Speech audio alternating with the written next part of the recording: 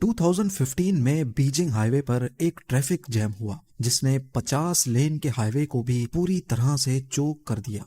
1980 میں French auto route high وے پر traffic jam اتنا شدید تھا کہ 175 کلومیٹرز تک گاڑیاں پھنسی رہیں۔ پیرس سے لے کر لیو تک اس ٹریفک جیم کو کلیئر ہونے میں کئی دن لگ گئے تھے۔ اسی طرح برازیل، جرمنی اور امریکہ سمیت دنیا کے کئی حصوں میں ٹریفک جیم ہوتے رہے ہیں جہاں گاڑیاں 12 دن تک بھی پھنسی رہنے کی خبریں ملی ہیں۔ پر آج میں جس ٹریفک جیم کے بارے میں بات کروں گا وہ جان کر یقیناً آپ بھی حیران ہونے والے ہیں۔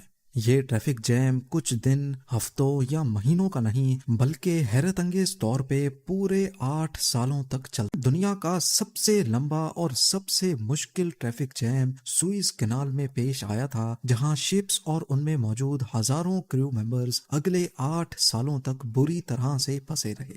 ہائی ویز اور ایکسپریس ویز پر ٹریفک جیم کھلوانے کے لیے زیادہ سے زیادہ کئی دن لگ سکتے ہیں، لیکن سوئز کینال میں ہونے والے جیم کو کھلوانا کسی کے بس کی بات ہی نہیں تھی۔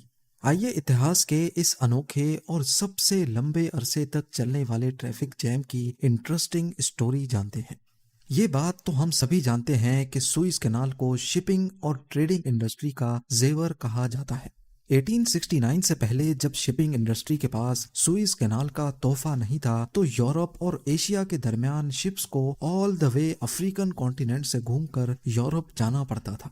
سوئز کینال نے شپنگ انڈسٹری کا یہ مہینوں کا سفر دنوں میں بدل لیا اور اب یورپ سے شپس میڈیٹرینین سی سے ہوتی ہوئی ڈائریکٹلی ریڈ سی پہنچ کر ایشین کانٹیننٹ کو ایکسیس کر سکتی ہیں۔ اس روٹ کو استعمال کر کے ہر شپ قریب 10,000 کلومیٹرز کا فاصلہ بچا لیتی ہے۔ اس کے علاوہ افریقن واٹرز میں کئی پائرٹ گینگز یہاں سے گزرنے والی شپس کو لوٹ لیا کرتے تھے، جن میں صومالین پائرٹس اور ویسٹ افریقن پائرٹس کافی فیمس ہیں۔ یہ پائرٹس شپس کو زبردستی روک کر کروڑوں ڈالرز کا مال لوٹ لیا کرتے تھے اور کریو کو ہوسٹیج بنا کر اپنی مانگیں بھی پوری کرواتے تھے۔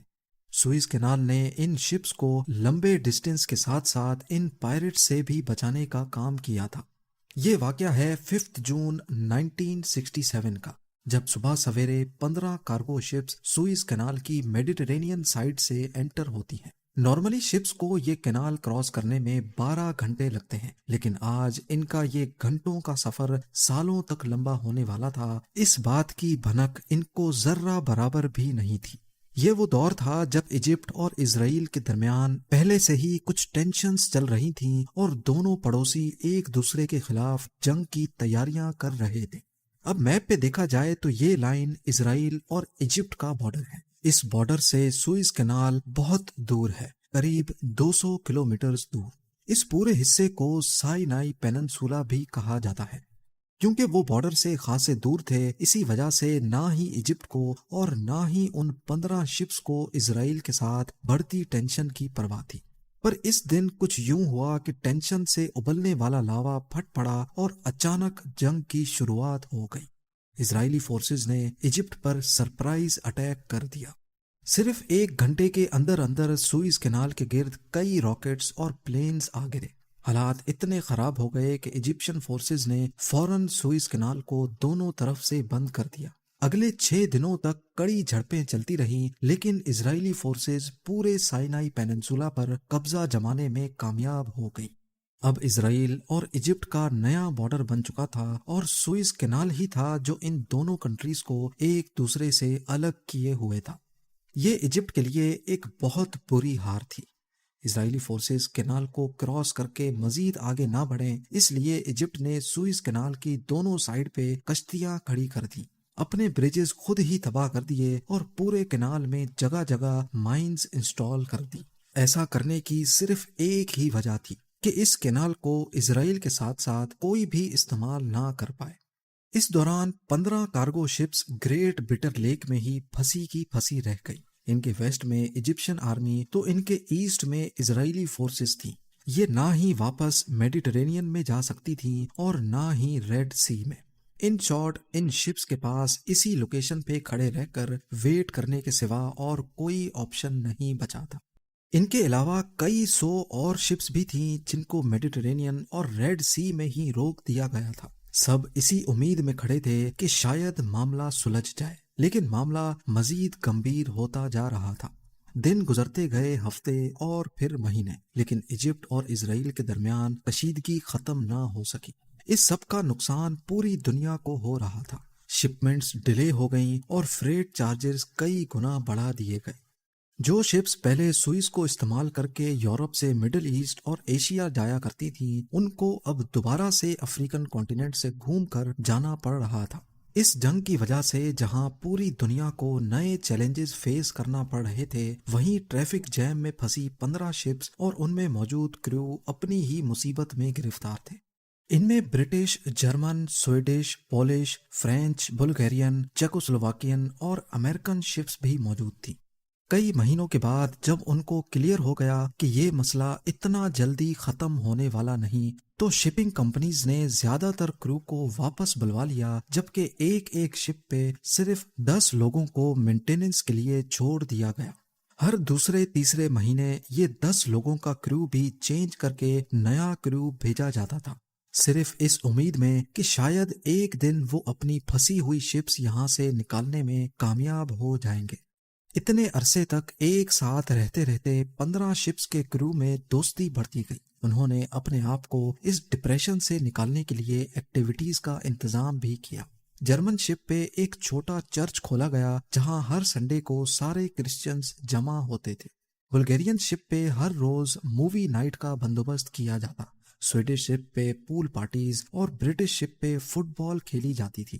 حتیٰ کہ انہوں نے یہیں بٹر لیک کے بیچوں بیچ اولمپک گیمز بھی کروائی تھی، جس کو بٹر لیک اولمپکس 1968 کا نام دیا گیا تھا۔ ایک کے بعد ایک سال گزرتے جا رہے تھے، لیکن یہ شپس ایک ہی جگہ پر کھڑی رہیں۔ آخر کار ایک وقت ایسا آیا کہ ان کے اوپر مٹی کی لیئر جم چکی تھی، کیونکہ یہ نیوٹرل شپس تھیں اور ان کا اس لڑائی سے کوئی لینا دینا نہیں تھا۔ اسی وجہ سے ان کو کھانا پینا پہنچانے کے لیے نہ ہی اسرائیل کو اعتراض تھا اور نہ ہی ایجپٹ کو۔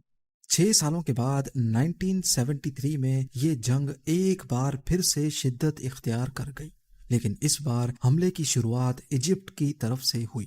ایجپٹ اپنی پوری طاقت کے ساتھ سائنائی پیننسولا میں گھسا اور اسرائیلی فورسز کو کافی اندر دھکیل دیا۔